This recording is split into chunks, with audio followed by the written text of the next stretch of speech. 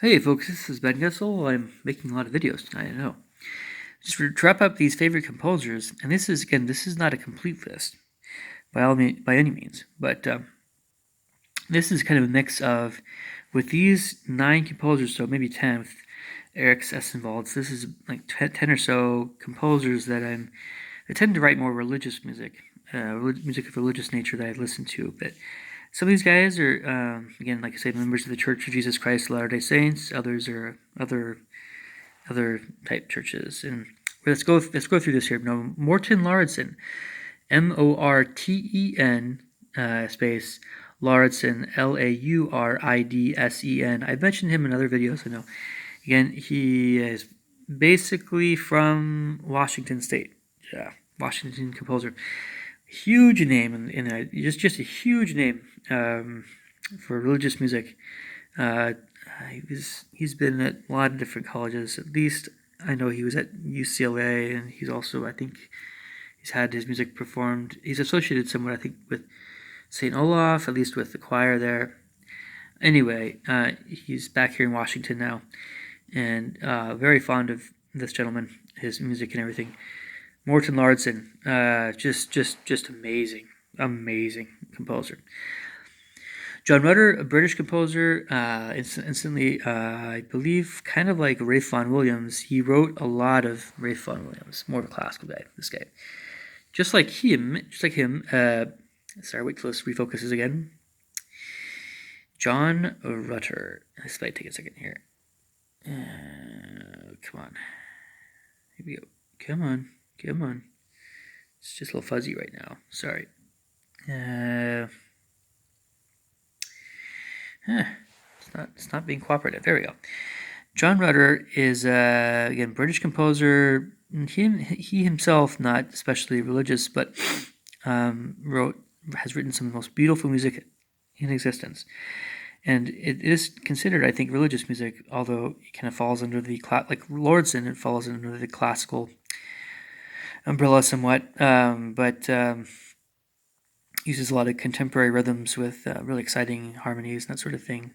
I'm very fond of John Rutter's music. And John Rutter, kind of like Morten Lauridsen again, well, these are gentlemen that, I'm sure they're awesome guys, but, anyway. As much as I love them and their music, you kind of can't help but you need to be a little bit composed around them. These are some big names in music. I didn't mention Carson Kuhlman. He's really good as far as the Christian element in a lot of Christian composers.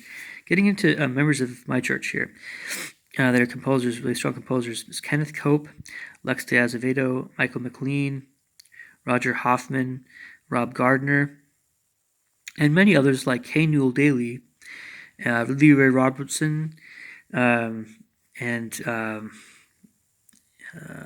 there's definitely. Oh yeah, I can't believe I forgot Crawford Gates. Crawford Gates is in here as well, and he's more a classical composer, Crawford Gates. But these are also very good composers. I would recommend checking out their stuff as well. Eugene Englert, not as much is known about him, but I love his music. A Threefold Blessing. It's very hard to locate this music for some reason, but anyway, Eugene Englert, very good composer. Now Hubert Parry is actually a classical composer, but it's very similar here. It's just that his big piece that he's known for, Jerusalem, is essentially, it's almost religious. It's almost like a national anthem for Britain, but it's just, yeah, it's like, Thomas Augustine Arndt, for instance, wrote Rule Britannia, he's a classical guy, and this is a very patriotic piece, Rule Britannia, but Jerusalem by Hubert Parry is debatably, you have God Save the Queen, and you have Jerusalem. It's just way up there in terms of, I guess you could say, patriotic and somewhat even religious music from Britain. Okay, and then you have, of course, Eric's Essenwalds, and yeah, oh boy. So his last name is Esenvalds, and he has like some little there's some symbols, other symbols in there. Eric's Essenwalds, but Latvian composer, similar in style to John Rutter, but also you hear some Eric Whitaker. That's Eric, last name Whitacre. I have good friends, by the way, with last name of Whitaker, just spelled differently. But Eric Hessenwald's is also worth checking out. But there are many others as well that are younger composers somewhat. And, it's just a lot of these guys keep getting better with time. And anyway, but these are a different kind of composer for writing Christian music or LDS music or whatever. It's a lot of these composers are more classical in style. There's the Christian rock type music or contemporary Christian whatever stuff that I just don't listen to as much. I'm not saying, I'm just saying I don't listen to it as much, but this is a different kind of music here. Even if I mention this stuff as religious or Christian or LDS or whatever, for the most part, with maybe the exception of Michael McLean and Kenneth Cope, because Lexi Azevedo is more in the film and soft rock. It's pop. I mean, these three composers, in Michael McLean, Kenneth Cope, Lexi Azevedo, and Michael McLean, are a little bit more popular in style.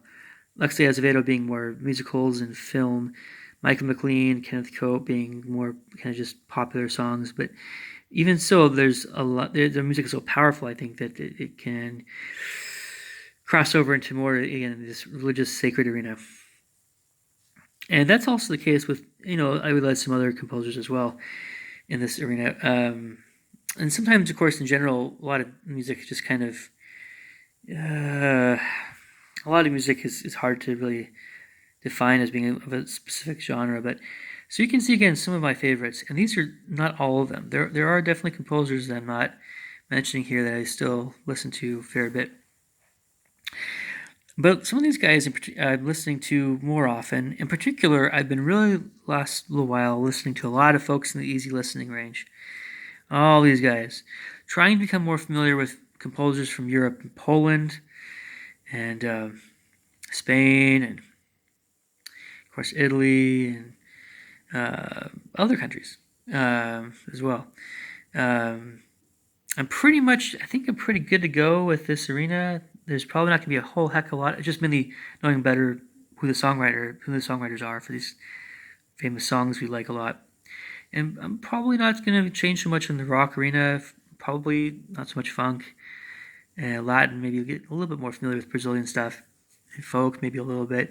But yeah, there's going to be a lot of these guys coming out more and more. I think that we'll be hearing more. As well as film guys. I didn't mention, I know there's a lot of film guys I still haven't mentioned as much. There's some really famous European film composers that I know I haven't. Alexandre Desplat, I know. Some of these guys are really big. A lot of fans of these guys, and then Sylvain Chomet. A lot of fans of these folks are younger folks a lot of times. And I know I didn't mention a famous British musical composer that everybody mentions all the time. I know. It's Andrew Lloyd Webber. Yes, I know. I thought I'd at least mention him because, yes, I'm very familiar with Andrew Lloyd Webber.